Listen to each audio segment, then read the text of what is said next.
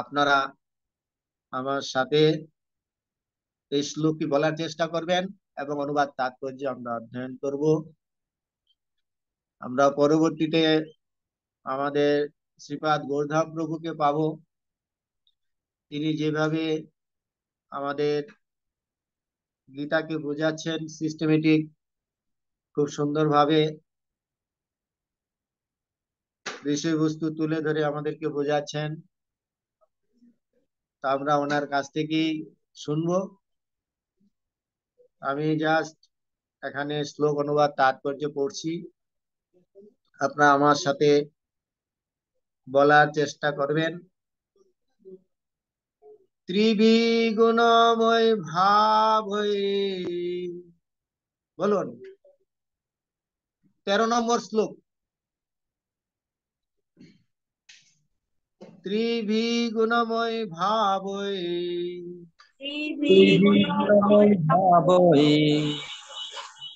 দেবী সর্বমিদং জগৎ,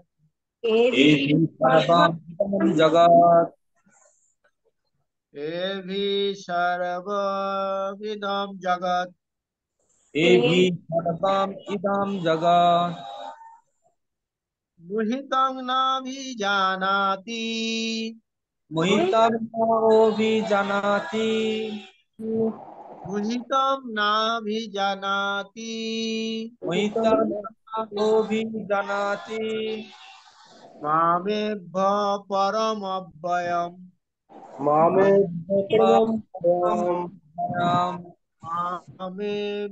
পরমব্যয়ম,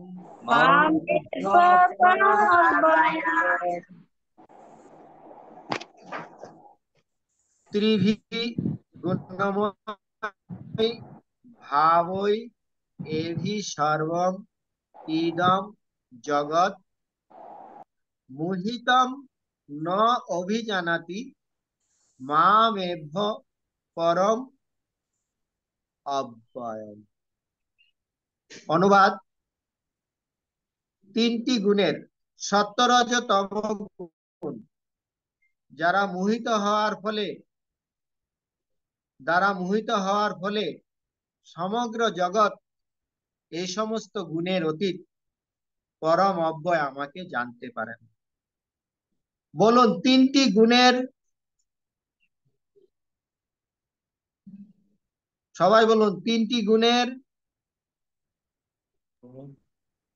হরে কৃষ্ণ। হরে কৃষ্ণ। আপনার সবাই সাউন্ড খুলুন, সাউন্ড মিউটটা খুলো, খুলো।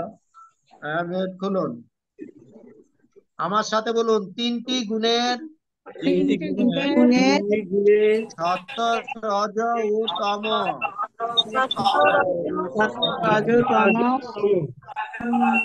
তারা মোহিত হওয়ার ফলে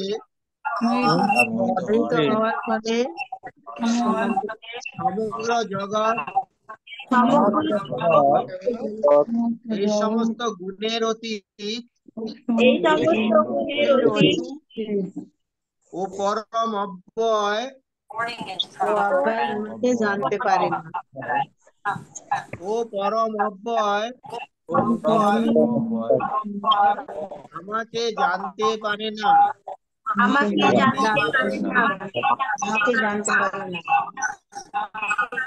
ঠিক আছে, আপনাদের সাউন্ড মিউট করে দিয়েছে। সাউন্ড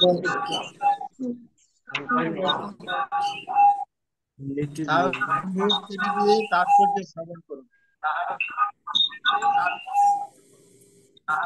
শব্দ করবেন না, কেউ শব্দ করবেন না। তাৎপর্য: জড়া প্রকৃতির তিনটি গুণের দ্বারা সমগ্র জগৎ বিমোহিত হয়ে আছে। জড়া প্রকৃতির প্রভাবে যারা বিমোহিত, তারা ভগবান শ্রীকৃষ্ণকে এই জড় প্রকৃতির অতীত বলে বুঝতে পারে না। তাহলে ভগবানকে কারা বুঝতে পারে না? যারা এই জড়া প্রকৃতি তিনটি গুণের দ্বারা মোহিত হয়ে আছে। আমি, আমার দেহ, আমার গৃহ, আমার গ্রাম, আমার দেশ, হ্যাঁ, এ আমি আমার, এইভাবে সে নিজেকে জড় মনে করছে। কিন্তু আমরা জড় না চিন্ময়? আমরা হচ্ছে চিন্ময়, আমাদের আত্মা চিন্ময়, কিন্তু আমরা একটা জড় আবরণ লাভ করেছি। আর এই আবরণটাকে লাভ করে আমরা এই দেহটাকেই ভাবছি আমি। হ্যাঁ, শিশুরা যেরকম একটা পোশাক পেলে খুব আনন্দে মত্ত হয়ে যায়, হ্যাঁ, একটা পোশাকের প্রতি আমরা মত্ত হয়ে যাই, সেরকম আমরা দেহের চামড়ার প্রতি মত্ত হয়ে পড়ি। হ্যাঁ, আমি সুন্দর, আমি সুস্থ, আমি জ্ঞানী, আমি পণ্ডিত, হম, আমার ধন আছে, সম্পদ আছে, হ্যাঁ, আমার অনেক যশ আছে। এইভাবে আমরা জড়া প্রকৃতির বিভিন্ন বিষয়ের প্রতি মোহিত হয়ে আমরা ভগবানকে জানতে পারি না। ভগবানকে কারা জানতে পারে? হম, ভগবানকে কারা জানতে পারে? যারা এইভাবে দেহাত্ম বুদ্ধি থেকে মুক্ত হয়ে সরঙ্গ শরণাগতি হইবে যাহার, তাহার প্রার্থনা শুনে শ্রীনন্দ কুমার। আমাদের শরণাগতি, দেহাত্ম ভক্তি থেকে মুক্ত হয়ে আমাদেরকে ভগবানের শরণাগত হতে হবে। অহংকার থেকে মুক্ত হয়ে ভগবানের শরণাগত হয়ে আমাদেরকে থাকতে হবে। কৃষ্ণ ভুলি যেই জীব অনাদি বহির্মুখ, অতএব মায়া তারে দেয় সংসারাদি দুঃখ। এই সংসারে আমরা দুঃখ পাচ্ছি না সুখ পাচ্ছি? আমরা দুঃখ পাচ্ছি। কেন আমরা দুঃখ পাচ্ছি? কৃষ্ণ ভুলি যেই জীব, কৃষ্ণকে ভুলে গিয়ে আমরা নিজেকে কর্তা অভিমান করছি, আমরা নিজেদেরকে সর্বস্ব বলে মনে করছি। এই জন্য আমরা ভগবানকে বুঝতে পারি না। কুন্তী দেবী বলছেন, মায়া যবনিকা আচ্ছন্ন অজ্ঞা সজ্জন ন লক্ষ্যে ন লক্ষ্যস্য পরদৃশা। বলছে এই মায়া যবনিকা পর্দা, মায়ার পর্দার আবরণের আড়ালে আমরা পড়ে আছি। হ্যাঁ, এই পর্দার অপর পারেই ভগবান আছেন, তাকে আমরা দেখতে পাচ্ছি না। আমাদের চোখে যদি পর্দা ছানি পড়ে যায়, আমরা দেখতে পাবো? দেখতে পাবো না। সেই জন্য আমাদের এই ছানি কাটাতে হবে। কিভাবে? চক্ষু দান দিল যে জন্মে জন্মে প্রভু সেই, তাই না? অজ্ঞান তিমিরান্ধস্য জ্ঞানাঞ্জন শলাকায়। আমরা অজ্ঞানের অন্ধকারে পড়ে আছি, জ্ঞানের আলোকে আমাদেরকে নিয়ে আসবে। কে নিয়ে আসবে? সাধুগুরু বৈষ্ণব। চক্ষুর উন্মুলিতং যেন তস্মৈ শ্রী গুরুবে নমঃ। সাধুগুরু বৈষ্ণব তারা সবকিছু বুঝতে পারছেন, দেখছেন যে আমরা মায়ার আচ্ছন্ন হয়ে আছি। আমাদেরকে তিনি চক্ষু দান করবেন, যাতে আমরা ভগবানকে দর্শন করতে পারি। জড় প্রকৃতির প্রভাবে প্রতিটি জীবই ভিন্ন ভিন্ন দেহ প্রাপ্ত হয় এবং সেই অনুসারে তাদের ভিন্ন ভিন্ন মানসিক ও দৈহিক কার্যাবলী সাধিত হয়। হম, আমাদের যেরকম দেহ হয় সেরকম স্বভাব হয়। আমাদের দেহ অনুসারে আমাদের স্বভাব। মানুষ তার দেহ অনুসারে তার স্বভাব। কুকুর, কুকুর তার দেহ অনুসারে স্বভাব। একটা শূকর তার দেহ অনুসারে স্বভাব। একটা শূকর নোংরা খেতে ভালোবাসে, তাকে পায়েস রান্না করে দিন, খাবে না, ভালো লাগছে না। কিন্তু সে ড্রেনের নোংরাটাই ভালো লাগে।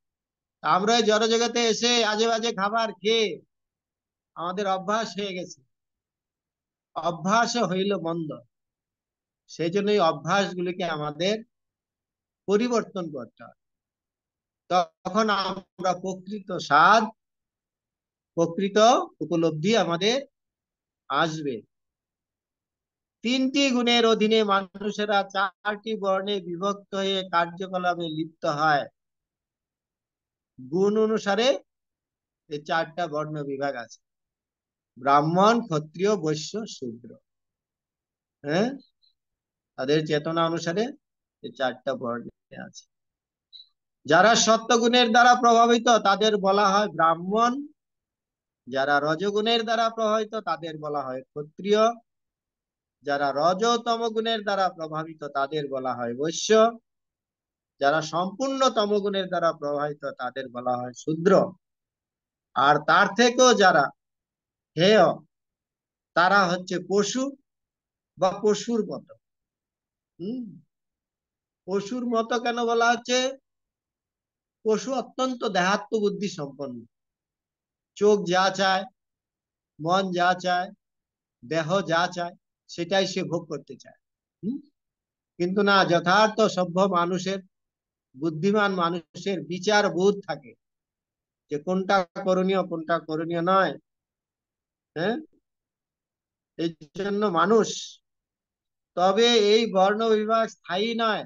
চারটা যে বর্ণ বিভাগ আছে, ব্রাহ্মণ, ক্ষত্রিয়, বৈশ্য, শূদ্র, যদিও আমরা এখন একটা বিভিন্ন পরিস্থিতির মধ্যে পড়ে আছি, কিন্তু আমরা ইচ্ছা করলে আমরা সত্যগুণে উন্নীত হতে পারি, শুদ্ধ সত্যগুণে উন্নীত হতে পারি।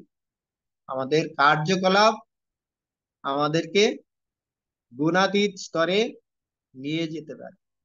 স্তৈগুণ্য বিষয় বেদা নিস্ত্রৈগুণ্য ভবার জন্য এই প্রকৃতিতে সমস্ত জীব তিনটি গুণের দ্বারা পরিচালিত হচ্ছে। এই তিনটা গুণকে ভালোভাবে জেনে হে অর্জুন, প্রকৃতির গুণের ঊর্ধ্বে উপনীত হও। প্রকৃতির গুণের ঊর্ধ্বে মানে ভগবত ভক্তি, সাধুগুরু বৈষ্ণবের আশ্রয়, ভগবত কার্যকলাপ, এগুলি হচ্ছে গুণাতীত স্তর।